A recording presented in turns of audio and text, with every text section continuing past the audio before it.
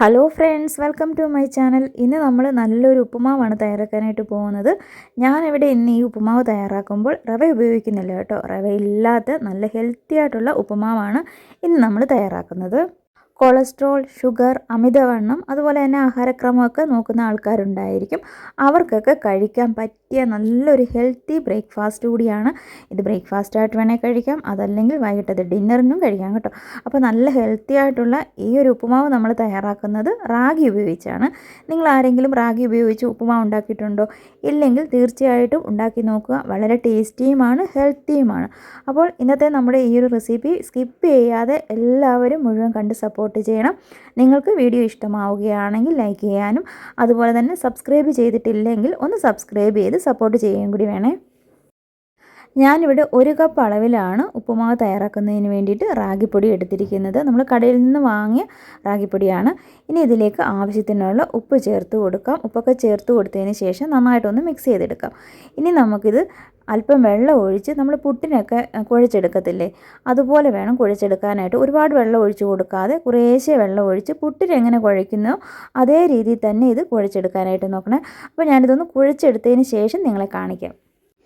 ഇതുപോലെ ഒരുപാടങ്ങ് വെള്ളം കൂട്ടാതെ ഈ ഒരു രീതിക്ക് പുട്ടിന് നമ്മൾ കുഴച്ചെടുക്കത്തില്ലേ, അതേപോലെ തന്നെ ഒന്ന് വെള്ളം നനച്ചെടുത്താൽ മതി. ഇനി നമുക്കൊരു ഇഡ്ഡലി പാത്രത്തിലേക്ക് ഇതിട്ട് കൊടുക്കാം. ഇഡ്ഡലി പാത്രത്തിൻ്റെ ആ കിഴുത്തയുള്ള ഒരു പാത്രം ഉണ്ടല്ലോ, അതിലേക്ക് ഒരല്പം എണ്ണയൊന്ന് സ്പ്രെഡ് ചെയ്ത് കൊടുത്തതിന് ശേഷം വേണം ഇത് ആവിയിൽ വെച്ച് നമുക്ക് വേവിച്ചെടുക്കാനായിട്ട്. മീഡിയം ഫ്ലെയിമിലിട്ട് ഒരു 10 മിനിറ്റ് മാത്രം നമുക്ക് വേവിച്ചെടുത്താൽ മതി. ഇനി നമുക്ക് ഉപ്പുമാവ് ഉണ്ടാക്കുന്നതിന് വേണ്ടിയിട്ട് ഒരു പാൻ അടുപ്പിലേക്ക് വെച്ച് കൊടുത്തിട്ടുണ്ട്. ഇതിലേക്ക് 1 ടേബിൾ സ്പൂൺ അളവിലാണ് എണ്ണ ഒഴിച്ച് കൊടുത്തിരിക്കുന്നത്. 1/2 ടീസ്പൂൺ കടുക്, 1/2 ടീസ്പൂൺ അളവിൽ തന്നെ നമ്മുടെ ഉഴുന്നുപരിപ്പുണ്ടല്ലോ അതാണ് ചേർത്ത് കൊടുത്തിരിക്കുന്നത്. നിങ്ങൾക്ക് ഉഴുന്നുപരിപ്പോ പിന്നെ അതല്ല നമ്മുടെ സാമ്പാർ പരിപ്പുണ്ടല്ലോ അതൊക്കെ ചേർത്ത് കൊടുക്കാം. അതൊക്കെ നമ്മുടെ ഇഷ്ടമനുസരിച്ച് ചേർത്ത് കൊടുത്താൽ മതി. അത് കഴിഞ്ഞിട്ട് ഞാനിതിലേക്ക് ഒരു ചെറിയ കഷ്ണം ഇഞ്ചി ചെറുതായിട്ട് കൊത്തി അരിഞ്ഞത്, 2-3 വറ്റൽമുളക്, ഒരു ചെറിയ സവാള കൊത്തി അരിഞ്ഞതും കൂടി ചേർത്ത് കൊടുത്തിട്ടുണ്ട് കേട്ടോ. പിന്നെ എരിവിനായിട്ട് 2 പച്ചമുളക് നെടുകയൊന്ന് കീറിയിട്ട് കൊടുത്തു. പിന്നെ കുറച്ച് കറിവേപ്പിലയും കൂടി ചേർത്ത് കൊടുത്തിട്ടുണ്ട്. എരിവൊക്കെ നോക്കിയിട്ട് വേണം ചേർത്ത് കൊടുക്കാനായിട്ട്. കൊച്ചു കുട്ടികൾക്ക് കൊടുക്കാനാണെങ്കിൽ നിങ്ങൾ ഈ മുളക് ചേർത്ത് കൊടുക്കാതെ വേണമെങ്കിൽ ഉണ്ടാക്കിയെടുക്കാം. ഇനി നമുക്കിതൊന്ന് ചെറുതായിട്ട് വഴറ്റിയെടുക്കാം. ഒന്ന് വാടിക്കഴിഞ്ഞാൽ നമുക്കിതിലേക്ക് കായപ്പൊടി ചേർത്ത് കൊടുക്കാം. 1 ടീസ്പൂൺ അളവിലാണ് കായപ്പൊടി ചേർത്ത് കൊടുത്തിരിക്കുന്നത്. അത് കഴിഞ്ഞപ്പോൾ ഒരല്പം മഞ്ഞൾപ്പൊടി ഇഷ്ടമുണ്ട് ചേർത്ത് കൊടുത്താൽ മതി കേട്ടോ. ഞാൻ ഒരു 1/4 ടീസ്പൂൺ അളവിലേ ചേർത്ത് കൊടുത്തിട്ടുള്ളൂ. അത് കഴിഞ്ഞപ്പോൾ ഒരു 3 ടേബിൾ സ്പൂൺ അളവിൽ ചിരകിയ തേങ്ങയാണ് ചേർത്ത് കൊടുത്തിരിക്കുന്നത് കേട്ടോ. എന്നിട്ട് നമുക്കിതൊന്ന് ചെറുതായിട്ടൊന്ന് ഇളക്കി കൊടുക്കാം. ഈ ഒരു സമയത്ത് കുറച്ച് ഉപ്പുപൊടി ചേർത്ത് കൊടുത്തിട്ടുണ്ട്. നമ്മൾ റാഗിപ്പൊടി നന്നായിട്ട് നനച്ചെടുക്കുന്നതിന് മുമ്പായിട്ട് കുറച്ച് ഉപ്പ് ചേർത്ത് കൊടുത്തു. പിന്നെ നമ്മളിപ്പോൾ ഈ ചേർത്ത് കൊടുത്ത തേങ്ങയ്ക്കും സവാളയ്ക്കും ഒക്കെ ആവശ്യത്തിനുള്ള ഉപ്പാണ് ചേർത്ത് കൊടുത്തിരിക്കുന്നത്. ഉപ്പൊക്കെ അതിൽ കുറച്ച് ചേർത്ത് കൊടുത്താൽ മതി കേട്ടോ. അപ്പോഴേക്കും അതൊക്കെ ഒന്ന് നന്നായിട്ട് വഴറ്റി ഇളക്കി എടുത്തതിന് ശേഷം നമ്മൾ വേവിച്ച് വെച്ചിരിക്കുന്ന ആ ഒരു റാഗിപ്പൊടിയും കൂടി ഇതിലേക്ക് ചേർത്ത് കൊടുത്തിട്ടുണ്ട്. നന്നായിട്ടൊന്ന് ഇനി എല്ലാം കൂടി ഒന്ന് ഇളക്കിയെടുത്താൽ മതി.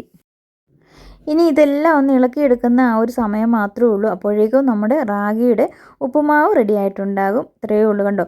ഒട്ടും കുഴഞ്ഞു പോയിട്ടില്ല, നല്ല അടിപൊളിയായിട്ട് തന്നെ കിട്ടിയിട്ടുണ്ട്.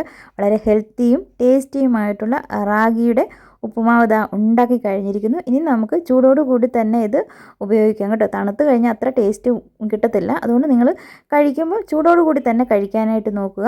വളരെ ഹെൽത്തിയാണ്, എല്ലാവർക്കും കഴിക്കാം. പ്രത്യേകിച്ച് ഈ നമ്മുടെ ഡയറ്റൊക്കെ നോക്കുന്നവർക്കാണെങ്കിൽ ഇത് വളരെ യൂസ്ഫുൾ ആയിരിക്കും. ഇങ്ങനെ ഒരു ഉപ്പുമാവ് തയ്യാറാക്കുകയാണെങ്കിൽ നിങ്ങൾ ഇതുവരെ ഉണ്ടാക്കിയിട്ടില്ലെങ്കിൽ തീർച്ചയായിട്ടും ഉണ്ടാക്കി നോക്കുക. എന്നിട്ട് നിങ്ങളുടെ അഭിപ്രായങ്ങളൊക്കെ മറക്കാതെ അറിയിക്കണം. റാഗിയിൽ ധാരാളം ഫൈബർ അടങ്ങിയിരിക്കുന്നത് കൊണ്ട് സ്ഥിരമായിട്ട് കഴിക്കുന്നത് കൊണ്ട് ഒരു കുഴപ്പവുമില്ല.